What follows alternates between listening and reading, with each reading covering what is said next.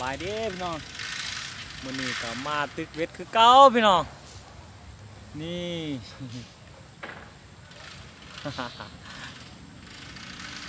ป้าพี่น้อง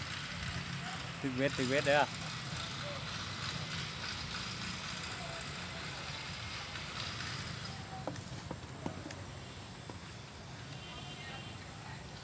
เบิ่งใกล้ๆนี่3 ชั่วโมงละตัวเบิ่งเอาพี่น้องตึกอากาศหนาว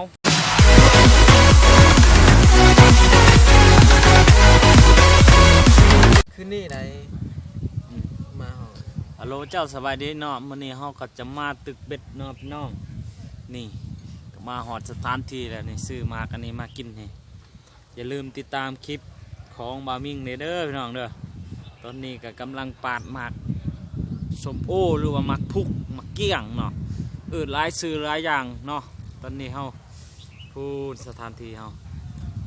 นี่มาสบายดีไหมเฮ้ยจอย สวัสดีอย่าลืมเข้ามาเบิ่งมาชมเลยเด้อ ฝากกดติดตามส่องเบามิ่งเด้อพี่น้องผู้นังง่อยตอนนี้เฮาก็จะมานั่งโซเวลอยู่นี่เนาะตึกเบ็ดกับบัทึกตอนนี้ บ่ฮู้สิเว้าจังได๋แล้วพี่น้องตอนนี้ เฮาก็บ่ฮู้สิเฮ็ดแหละตึกป่าก็บ่กินนี่มันหนาวโพดตอนนี้มันหนาวแห้งพี่น้องฝากกดไลค์กดแชร์หน่อยเด้อช่วยเป็นกำลังใจให้บ่ามิ่งนี่ตอนนี้ก็อยู่2 คน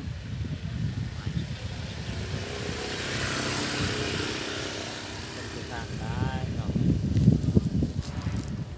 อีตัวผู้หนึงบอกว่าสิถ่ายอลิซาว่ะ กวนบ่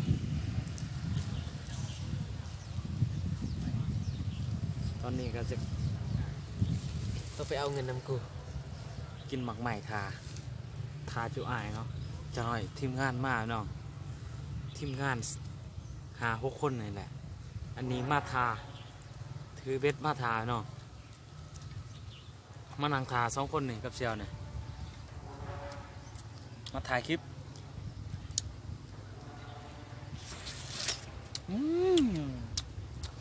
ส้มพี่น้อง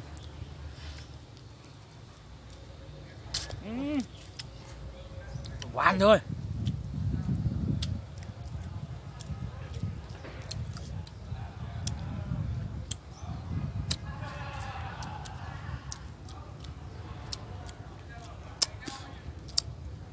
ถ่าจุอ้ายยังไปเที่ยว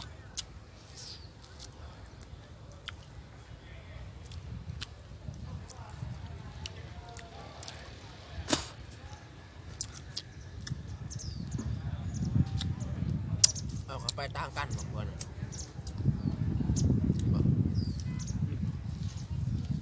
แสบเนาะ ผู้หญิง2 คนไปทางใด วิ่งนะ รถ2 คนขี่รถจักร2 คน ใช่นี่เนาะฝากกดติดตามมันเด้อ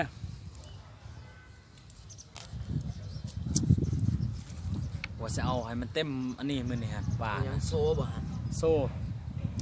ซาเวียดว่าโซ่ทำไรกินมองไรด้วยตอนนี้เราจะทายให้เบิ่งเนาะนี่น้องว่ากันใหญ่เนาะมื่อนี้แผนการเราจะไปโคน้ำ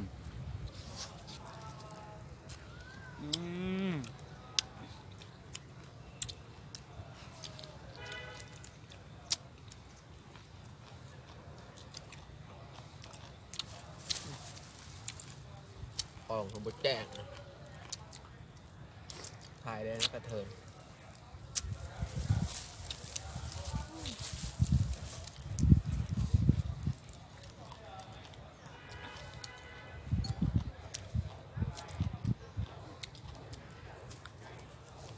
ตอนนี้เรากำลังกินหมักสโม มักพุกเนาะนะ กินน้ำกัน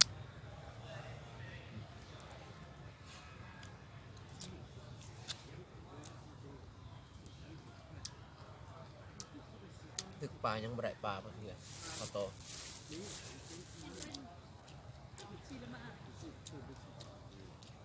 เอาคนจีน ชดซ้อ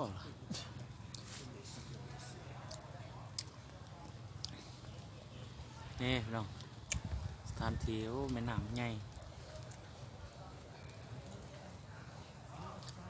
บายสบายดีพี่น้องมื้อนี้ก็มาตึกเวทคือเก่าพี่น้องนี่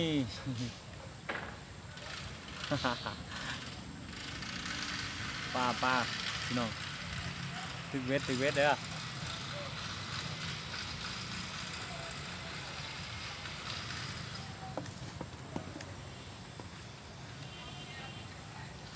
เบิ่งใกล้ๆนะ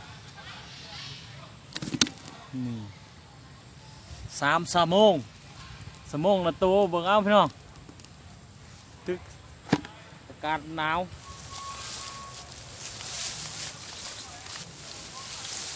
นี่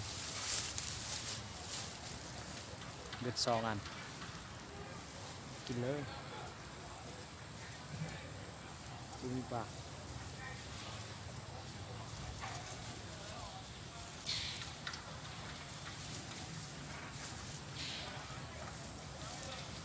ปลากิน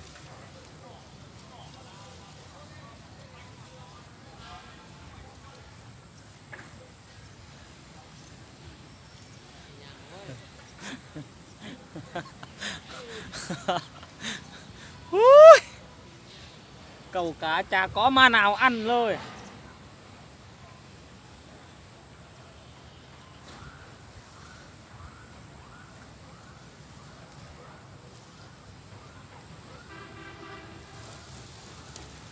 ฝากกดไลค์กดแชร์ด้วยพี่น้องฝากกดติดตามเนาะจะอยู่มันวงเล่นเลยคือตึ้งเบ็ดมันเหนื่อย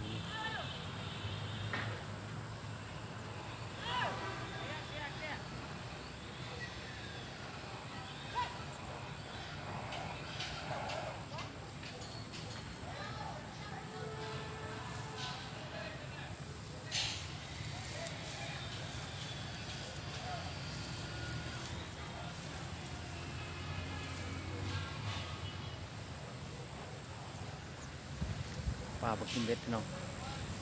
นี่ใส่เต็มชุดสีแดงเนาะ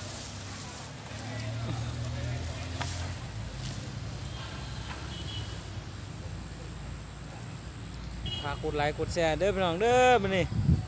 มามิ่งมาตึกเบ็ดป้าก็บอกกินเบ็ดอุ้ยมวนแถมมวนว่าอากาศบรรยากาศอยู่ในตัวเมืองทั้งนี้พี่น้องให้เบิ่งพี่น้องเบิ่งรอบๆเนาะบรรยากาศเนาะโอ้ยพุ่นอากาศมันสุดดีเลยพี่น้องสุดยอดเลยพี่น้องแต่ป้ามันบอกกินเบ็ดเห็นจังได๋สิได้กินปลามาเลี้ยงนี่จังได๋ก็ได้ไปตลาดคือเก่าพี่น้องคือเก่าแหละไปตลาดคือเก่าอยู่ในโซ่นี่ก็มีแต่3 ตัวเนาะปลามีแต่3 ตัวโอ้ยอันนี้ก็บ่มีปูบ่มีปลาเลย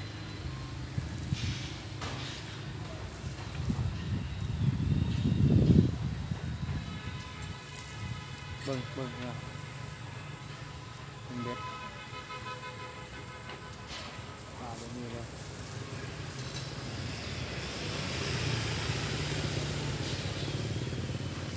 มีปลาแล้วเป็นน้องเบิ่งน้องแนะนำเลยแนะนำยอดเลยความงาม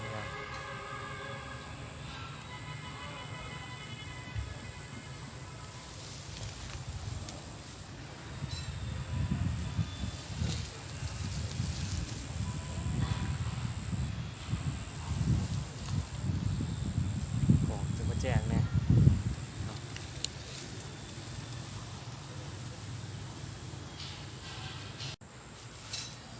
รถสบายดีเนาะมื้อนี้เฮาก็จะพาพี่น้องมาตึกเวทพี่น้องโอ้ยตอนนี้ก็ป้าบ่กินเวทแล้วก็ถ่ายวิดีโอเนาะไปเบิ่งไปทางนั้นเนาะนี่หมดทาง พร้อมหมดทางเก่าเป็นเกียร์เฮาพากันไปเบิ่งเลยลืมไลค์กดแชร์ในเด้อพี่น้องตอนนี้ก็สิพาพี่น้องไปเบิ่งหมอจอยเพิ่นหมอจอยเป็นตึกเป็ดอยู่ทั้งนั้นเนาะคุณพูดมันอยู่ไสเบิ่งเนาะเป็นหัวเพิ่นเป็นหัวหมอจอยแล้วพี่น้องหมอจอยอยู่ข้างนั้นเนาะอันนี้เฮาก็มาจ้องลุ้นกันมาจอยเพิ่นสิตึกเบ็ดได้จักโตนสบายดีเฮ้ยสบายดีไหมได้บ่ปลานั่นได้โอ้ยมื้อนี้คือประมาณเท่าว่าแต่เก่าเป็นจังซี่เด้ตึกเบ็ดนี่เก่านี่3 ชั่วโมงได้เป็นตั้ง3 โล 4 โลพี่น้องโอ้ตอนนี้ปลาบุกเคยออกอากาศมันหนาวป้าก็เลยป้าหนาวอากาศหนาวป้าก็หนาวป้าก็เลยบอกกินเบ็ดพี่น้องตอนนี้นี่เบิ่งเอาพี่น้องเซียวนี่เห็นบ่ได้บ่โอ้ยบ่ได้จักโต ทีมงานมาแล้วทีมงาน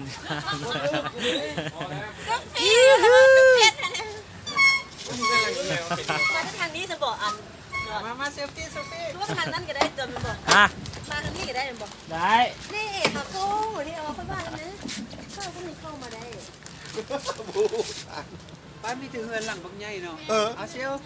อันนี้กูว่าคนในทางนี่จะบ่มีหลังใหญ่มาบ่สถิตมาแม่มาไอ้พวก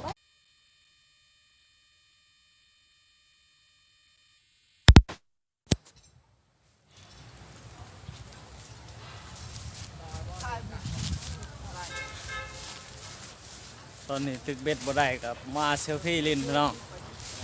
นี่ตายชุดยอดเฉพาะปลาบ่กินเบ็ดแบบนี้อากาศมันหนาวเนาะนี่แหละเห็น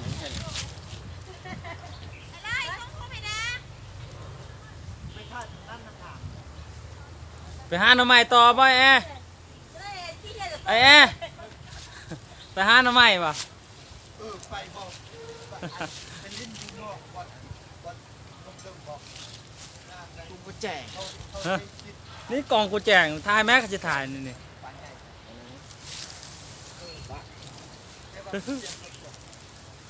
ปลาบ่ได้แต่เซลฟี่นี่เบิ่งทีมงานนี่เมื่อยล่ะ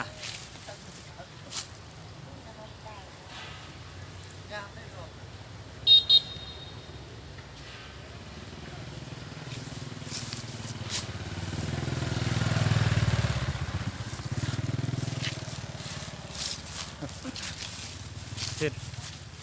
เฮ้ยทิศ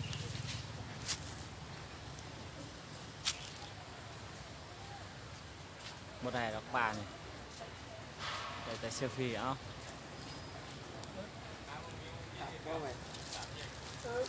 ว้ายโลนบ่ได้ปลา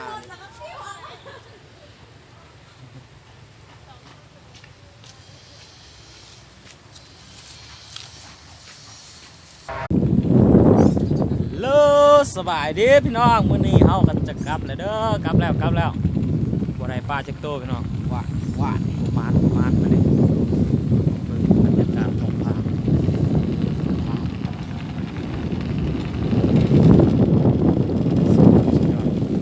ประสานไปน้ำเนาะเด้อพี่น้องเด้อพักกดไลค์กดแชร์เด้อมื้อนี้เฮาก็ประมาณเนาะพี่น้องว่ารวมแล้วประมาณตึกเม็ดบ่ได้แต่3 ตู้3 ชั่วโมงได้3 ตู้ว่า3 ตู้บ่วิดลงตลาดคือเก่าพี่น้องจะได้ก็ลงตลาดคือเก่าแหละ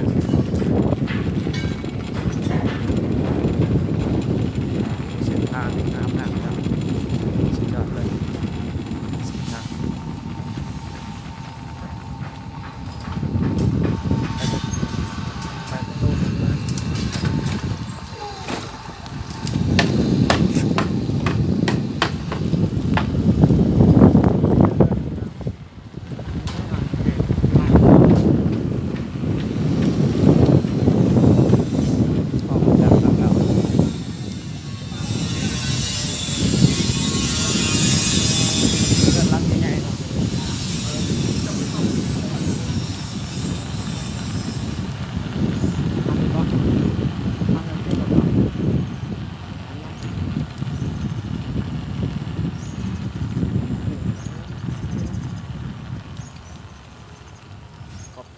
เข้าอ่ะ เอามาเข้านะ เข้านะ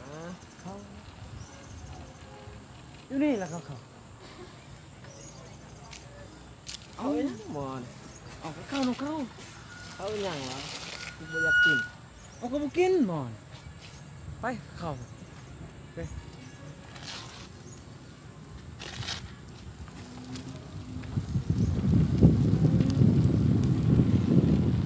แม่เลยแม่เลยมันเลยไปคนนี้มา ขึ้นได้เหรอ เข้าหานประเทศ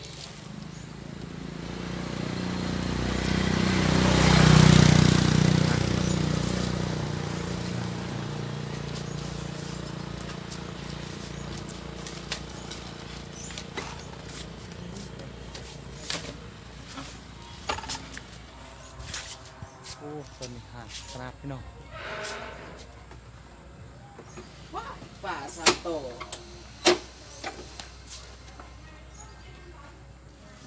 บรรยากาศเงียบดีพี่น้องจอดดิเข้าไปทางในเนาะ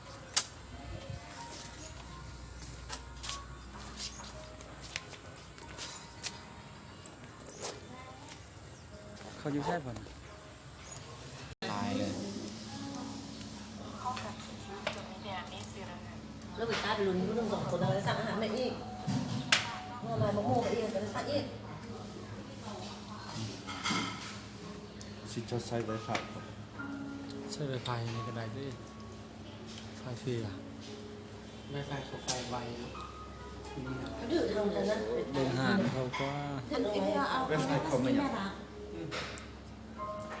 64ตัว80ตัว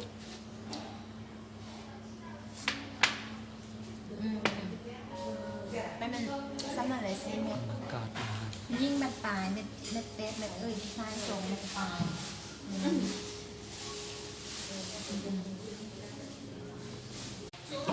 กลับแล้วออกแต่หานรู้ๆไปเนาะหานนี่รู้ลาขนาดเลยเนาะบรรยากาศข้างในวางเวงตอนนี้กำลังสิเดินทางกลับแหละเงียบสงบดีโอ้ผ่านสวยงามเนาะสวยงามอีกดีประตูใหญ่ ใช้ถ่ายกูดูภาพดีๆ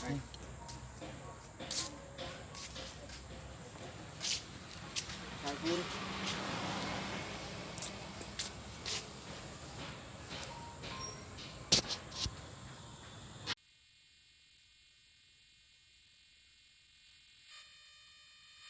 บันทึกการเดินทางเนาะพี่น้องนี่เบิ่งจะเป็นงามครับวันนี้กำลังเดินทางครับ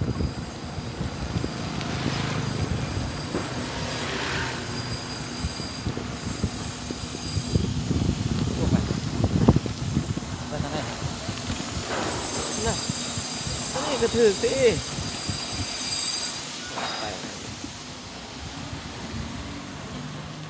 ไปทางแคมป์หนอง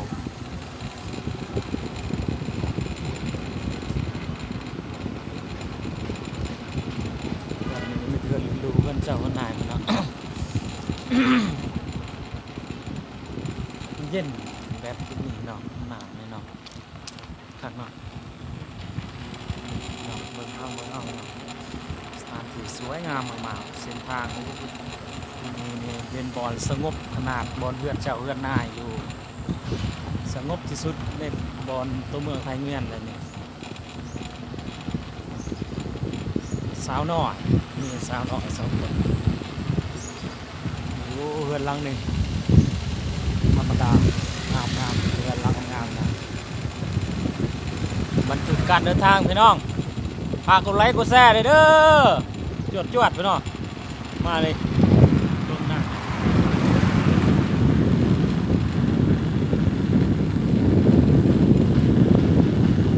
การเดินทางครับ พื่อนลังงามเนาะ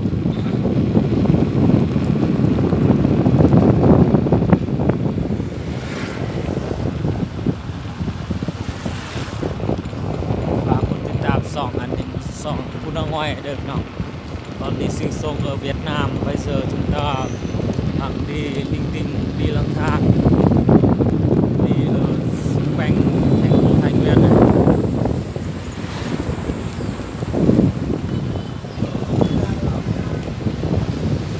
สปอร์ตต่างๆ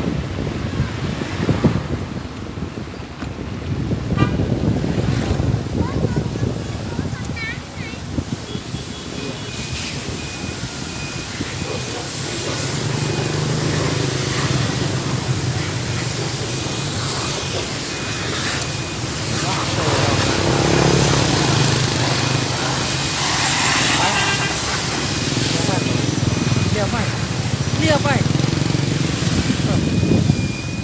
ขับรถคือยากเลยนอน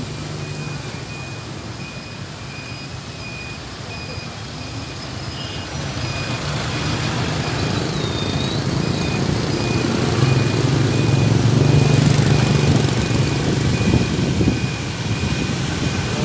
ยตายละขับรถนอน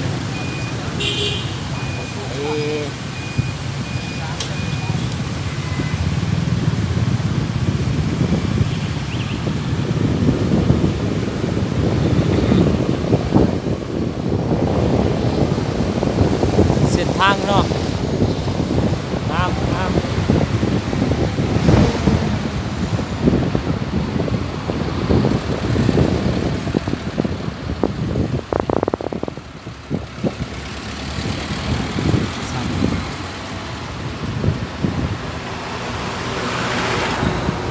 ไปท่องเที่ยวตรงกันเด้อพี่น้องเด้อมาเด้อมาเที่ยวตรงกันเด้อตอนนี้ก็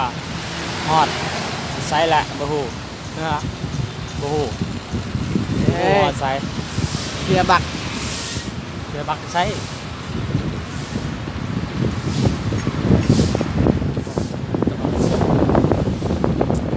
เฮ้ย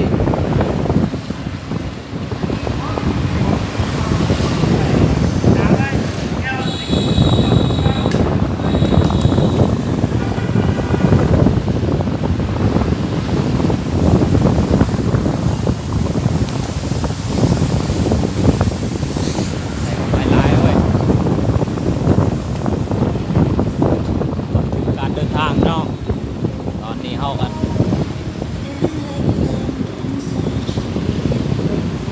เดินทางไปเรื่อยๆเนาะกับสถานที่บ่อนเฮาอยู่แล้วเนี่ยตอนนี้ก็จะประมาณบ่าย 3แล้วพี่น้องบรรยากาศโอ้ยดีที่สุดเลยพี่น้องสุดยอดเลยพี่น้องบรรยากาศนี่เตะฮ้อนก็ฮ้อนน้ำก็น้ำพอดีพองามนะไปโอ้ย จนสั้น ไปตามเส้นทางมวนหอ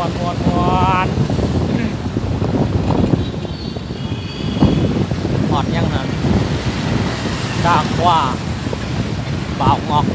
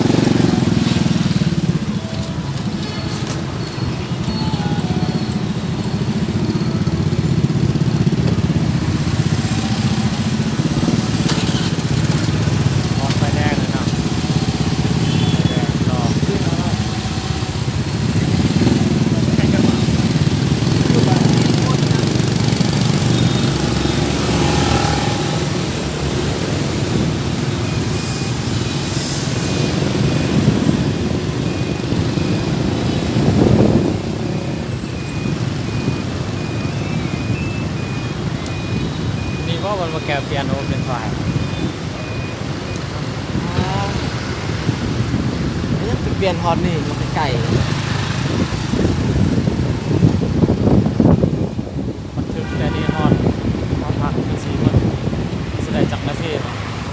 ฝากติดตามผลงานเด้อพี่น้องเด้อฝากกดไลค์กดแชร์เนี่ยช่วยเป็นกำลังใจให้ ในป่าเราจะซานโต มาก็บ่ได้พี่น้อง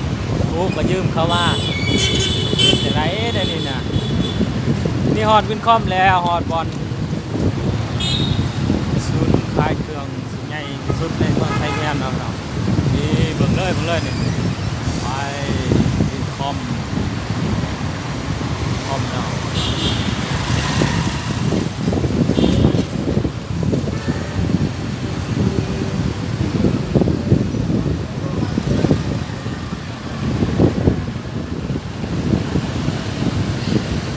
ถึงการเดินทางเนาะนี่เบิ่งสาวนะครับ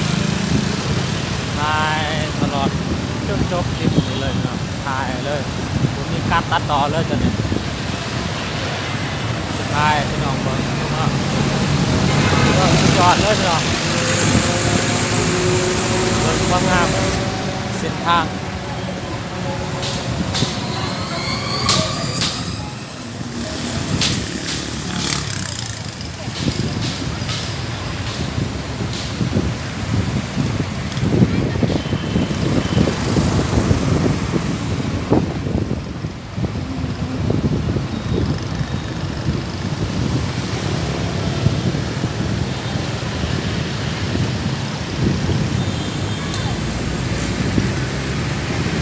สุดยอดเลยพี่น้องฝากกดไลค์กดติดตามส่องผู้นักว่ายเด้อพี่น้องเด้อจะเป็นกำลังใจ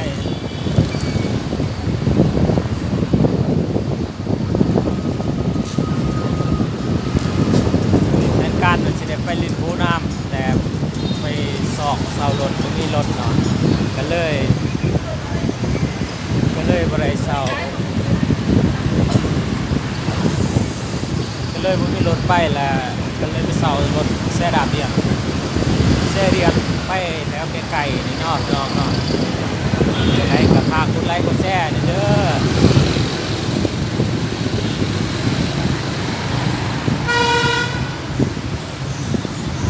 ใช้ทางสลับเช้า ไปเลยเพื่อใช่ว่าคุณมึงเปิดตะเดียวนึงไปเลยเข้าไปเข้าไปเลยรถเลยมีรถไปเดี๋ยวไปคุณเลย อ่อนๆแน่นๆเลยขับรถดื้อ ลงรถนานแล้วมันไปเข้าลงตรงนี้ติ่งนะต่ำอะไรนะ ตามยังเข้าไปเฮาบ่เข้าไปนี่เลยรถมันสิตามง่าย